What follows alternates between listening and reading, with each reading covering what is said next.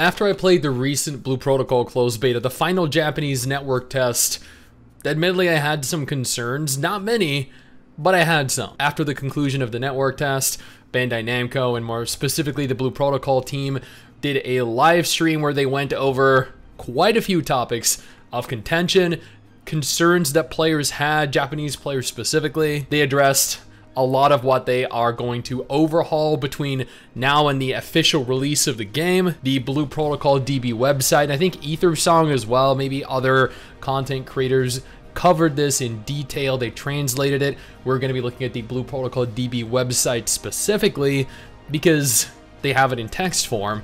It's easier for me to consume. As you can see over on the right, the table of contents includes 15 different topics. We're not going to go over all of them. If you want to go ahead and read through this in your own time, or you want to take a look at the things that I'm not personally covering because they just don't interest me, you're more than welcome to click that link in the description and the pinned comment below. But as someone that poured into over 30 hours of gameplay in the closed beta test, I figured I might give a little more insight into maybe what they are talking about, my opinions of the changes that they're going to be making, because honestly, this is a game I have been hyping up since the day the first trailer came out, and I am beyond excited to play when it officially launches. Now, before we go any further, I want to take a moment here to thank our incredible patrons over on Patreon. You guys allow for me to continue to do videos like this, and I deeply appreciate it. Also, if you have a moment, consider following me over on Twitch. I stream there every weekend. I'll be streaming there today at 3 p.m. Eastern Standard Time. Come on over and join me. Now, it looks as though the live stream took place on April 25th. That is just a couple days ago. The first thing they went on to address were the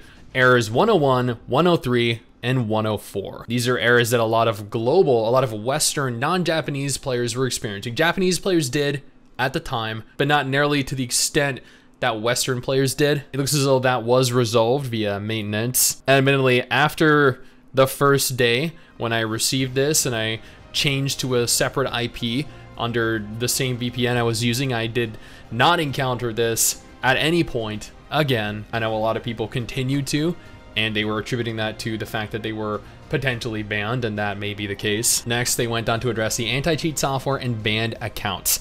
None of us like having anti-cheat software in our games. It's an extra software that needs to run. A lot of the times, it prevents us from playing.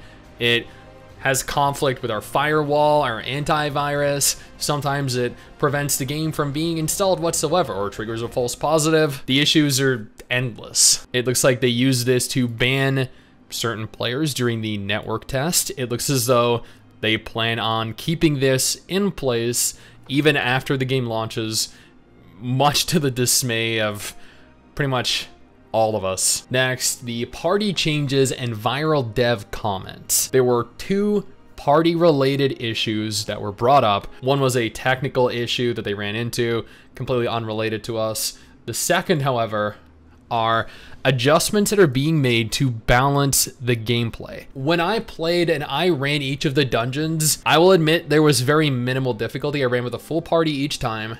They were either filled with mages or filled with archers. Both instances featured absolute and mass destruction. There was no difficulty. My party pretty much blew through all of the content at a rate that I was almost unable to keep up with.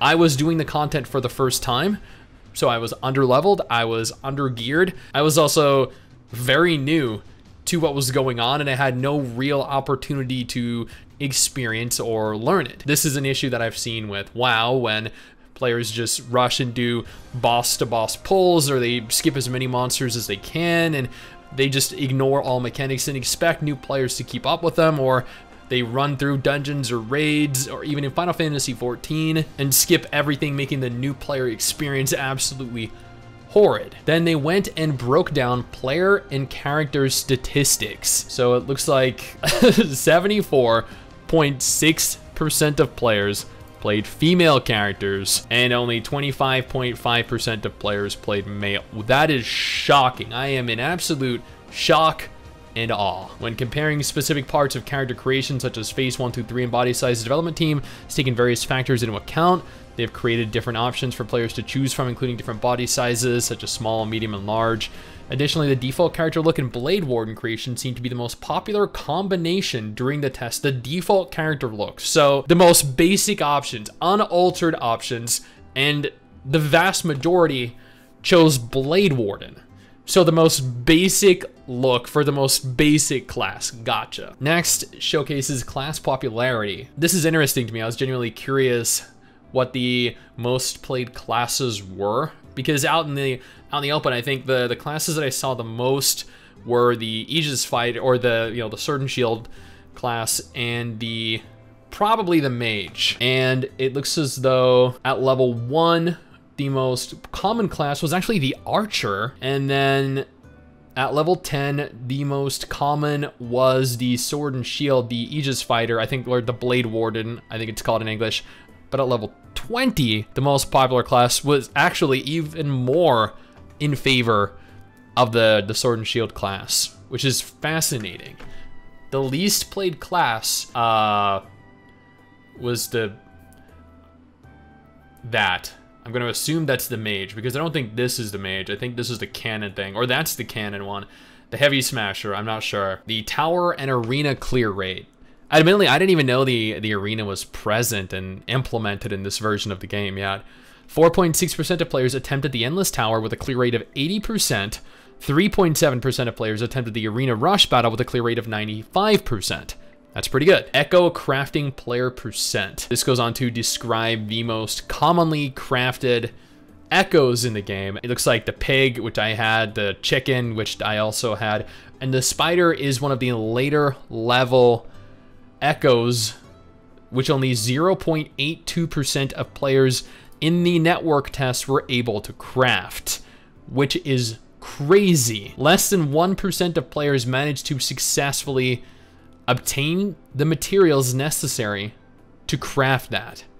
Less than 1% out of over 100,000 players. Post-network test changes. The development team has been working on several adjustments to improve the gameplay experience. One of these adjustments is the change to the heal over time system in the field.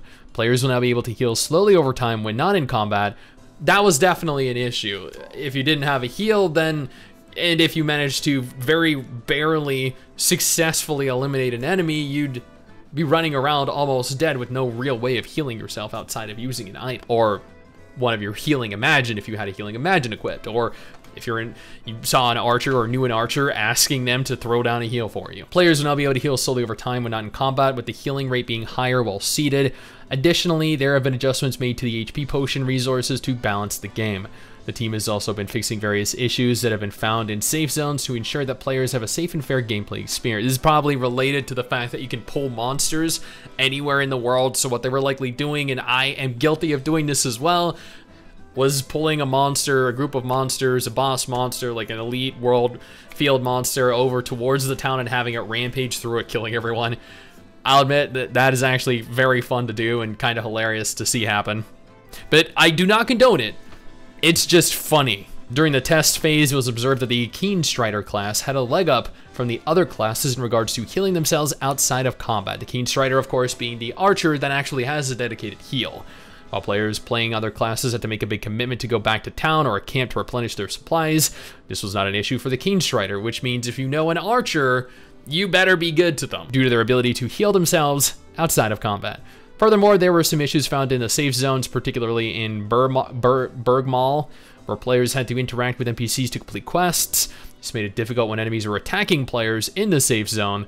Again, absolutely hilarious to have done. The development team is working to address these issues and provide a more balanced and enjoyable experience for players. Elite monsters and dungeon drop rate modifications. So here is where I found the most fault with the game. The drop rate for materials to craft weapons, to craft Imagine, was horrifically low. I spent an hour and 15 minutes, almost an hour and a half, and I got one item out of 3 to craft a weapon I needed for, what, level 10? Level fucking 10. That was atrocious. That is not an enjoyable experience at level 10, when you're barely 10 hours into the game. Admittedly, I believe that if you were in a party, that would have went faster, sure. But nobody wanted to party in the network test. And If MMOs have taught us anything in this day and age, it's that players just don't give a fuck about partying with one another or other players in general. The development team has made some changes to the game's mechanics to provide a better experience for players. Elite monsters have had their HP values nerfed, which is good because sometimes monsters took forever to kill, while their attack values have been buffed. I mean, that makes sense. This is to ensure that the monsters remain challenging but not overly difficult. The team is continuing to test and adjust the numbers to ensure that players do not encounter monsters that die too quickly. Admittedly, I mean, if you're fighting trash monsters out in the world and you have to farm, hundreds of them over an hour-long period or more, it might be better to just have them die faster so you can get it done quicker, especially if you're not going to alter the rates. Furthermore, the team, here we go. The team has boosted the drop rate of items in hard dungeons. Well, this is specifically pertaining to dungeons. This is not pertaining to out in the field. I remember at level 14 or 16, I was out farming boars for my level 10 Imagine and my level 10 weapon. So if they're not boosting the drop rate out in the world, this is not really going to necessarily affect us very much. A survey conducted by the team revealed that players felt that the drop rates were too low. To address this, the team has implemented changes to increase the number of drops in hard dungeons. These changes are aimed at making the game more rewarding and enjoyable for players, but not for players that are out in the world, which is where a lot of the criticism was coming from. Next up is class changes. I'm assuming that is a lot of info. One of the primary issues they've addressed is the ease with which players could be targeted during combat. Yeah, that was one of my only other issues, the fact that you couldn't tell who the fuck had aggro at what point, because these monsters would just randomly swap between whoever, whenever, for absolutely no reason, and you had absolutely no way of generating aggro and maintaining it. So everyone got hit at random intervals and people were just dropping dead all the time. And while hilarious to see, as someone that is ranged and spent the majority of my time dodging, I understand how difficult and how irritating this must have been for melee players. But that's what happens when you play a melee class, so it serves you right. This issue, which affected aggro generation, has been fixed, making combat more engaging and challenging. Well, actually less challenging, because if aggro generation now functions as it's supposed to, you're not really gonna have a challenge. The tank will just click their aggro button and maintain it. Each class has also received some ability changes to improve balance and gameplay. For instance, the Blade Warden's aggro dragging skill was initially weak at low levels. The team has improved the skill by adding the provoke effect, thank God, but that also more positions the Blade Warden as the quote-unquote tank. Similarly, the Twin Striker's tactical skills cooldown was reduced and most tactical skills received a damage boost. Last Waltz, a tactical skill that activates when HP is low, has been changed to activate it, blah blah blah. All classes received cooldown adjustments to improve gameplay, thank God, because as a mage, my cooldowns seemed pretty much always triggered and I was almost never capable of actually utilizing my abilities. The Spellweaver uses EP, and most tactical skills have received a damage buff, thank God, with Blizzard being buffed the most. Damn it, I actually opted for the fire round, so that's kind of disappointing for me. The team has also made concentration, the EP, and mana charging more effective, which is good because my mana recovery was horrid, allowing players to cast some skills almost all the time in some cases. However, players should be careful when generating aggro, unless, of course, there is any tank class that clicks your aggro generation button. The Keen Strider and Foe Breaker have also received some improvements. Keen Strider's tactical skills cooldown has been reduced and their heals from actions and tactical skills have been increased. So they are even stronger healers now. Okay, so we're kind of pushing them into the healer archetype, just like the Blade Warden is now the unofficial tank archetype. Foe Breaker has received some tactical skills cooldown reduction to improve gameplay. These changes are aimed at creating a more balanced and enjoyable experience for all players. Overworld drop rate adjustments. Okay, so we touched on this a couple minutes ago. The overworld drop rates are being adjusted, thank God. The drop rate for rare enemy drops has been increased, hopefully by at least like 8 times. Initially, the drop rates were designed for players to party up hunting for materials, but since parties weren't formed as often in certain social situations, aka never, nobody ever partied with one another. It's almost like everyone was a fucking leper and nobody wanted to group together for fear of spreading the disease. It's like COVID all over again. Some adjustments are planned for field play. However, partying is still intended to be the preferred way to gather your materials. So what they're essentially going to do is they're probably going to increase the reach by like 1.2 times.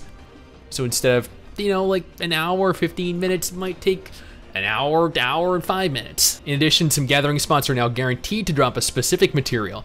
It can be frustrating to gather from a spot repeatedly without getting the item you need, so some spots are guaranteed while others will remain based on RNG. So everyone is just going to move to the area where you can farm them with a guaranteed drop rate. Or you could just alternatively make all of them guaranteed drop rates if you're going to have guaranteed drops for a specific area. Adventure rank and player level conflict. The level cap, which was previously based on adventure rank, has been removed.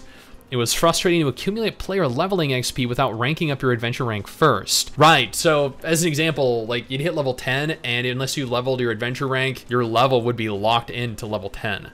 So it looks like they're allowing you to level to level 11, 12, 15, 30, 100 without leveling your adventure rank. So that's kind of good because you're not gated anymore. They're no longer gating your progress behind the adventure rank feature. Content difficulty and player endgame wishes. The endgame currently is beyond the scope of this topic, and they will talk about it later when they can announce the roadmap.